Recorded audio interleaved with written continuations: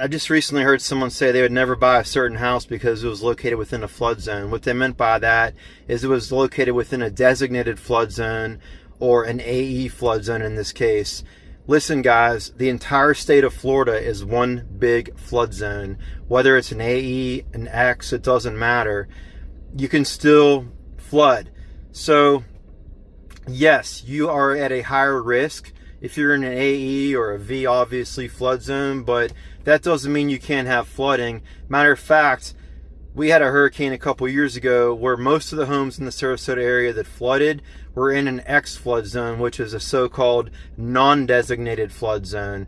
So this is why you have insurance, and if you're concerned about it at all, don't buy a house in Florida. Matter of fact, probably don't buy a house anywhere, because look how much flooding we had in North Carolina. So it can happen anywhere, guys.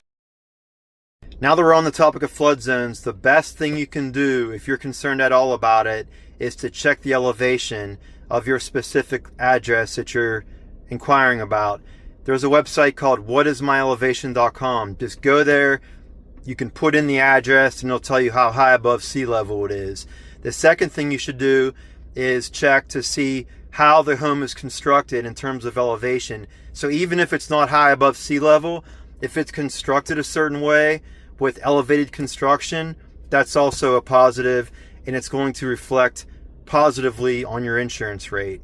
So since I mentioned insurance, let's go down this rabbit hole. So there's a couple things that you should be looking at to save money on your insurance. Number one, how old is the house? Generally, older houses are more expensive with insurance. Number two, does the house have impact windows and sliders? That saves you money on insurance. If it doesn't have hurricane windows, if it has some type of hurricane protection like shutters, that's going to help lower your rate on insurance. But the most important thing, or probably the most important thing, is the age of the roof.